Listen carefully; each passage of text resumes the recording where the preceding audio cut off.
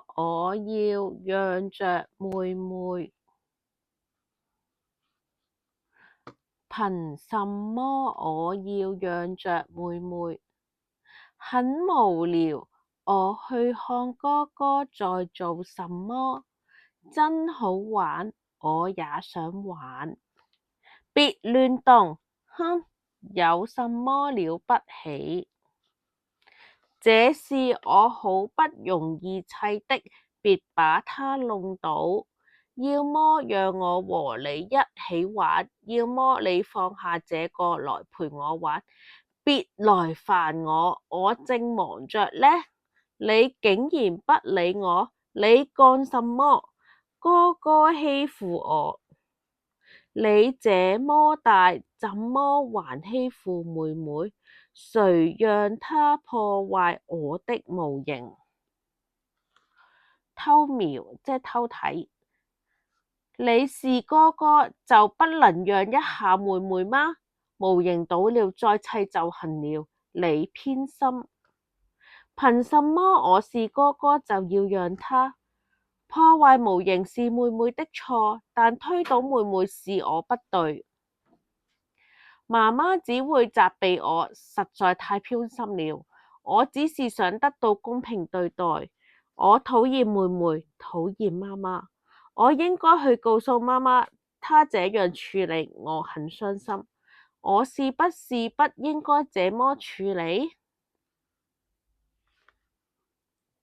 你有兄弟姐妹嗎？你有沒有跟兄弟姊妹起過衝突？比如搶玩具、搶蛋糕、搶電視機的遙控器。其實很多孩子都很愛自己的兄弟姐妹，但感受到爸爸媽媽更關注的人不是自己時，就會產生不滿。尤其是家裏排在最前的大孩子，可能常常被要求讓着弟弟妹妹，就更容易覺得大人處事不公平，因為感到委屈、妒忌。你也有過類似的感受嗎？找出讓你感到不公平的心理根源。有些妒忌兄弟姐妹的孩子，可能還會想把對方惹哭，或是故意製造事端害對方挨罵。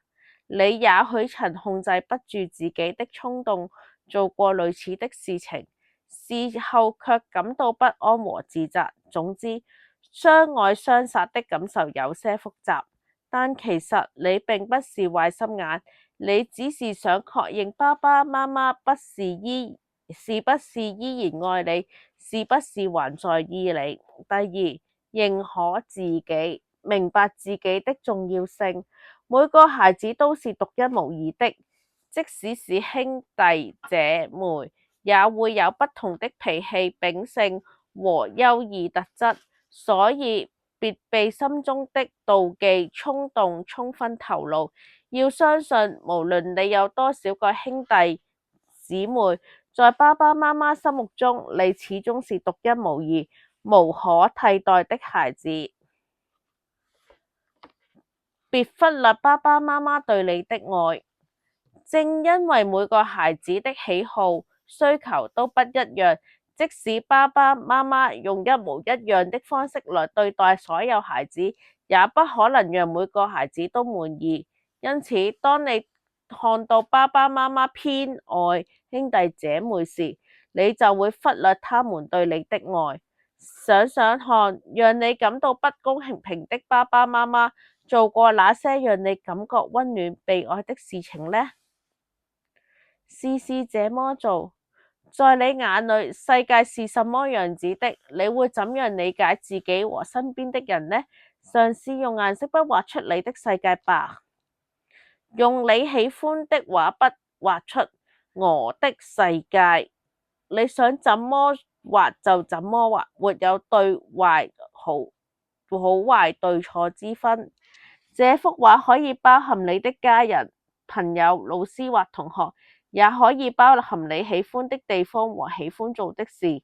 在我的世界裏，一切都可以畫出來。用你喜歡的顏色標註出我的世界裏最有代表性的人、事物。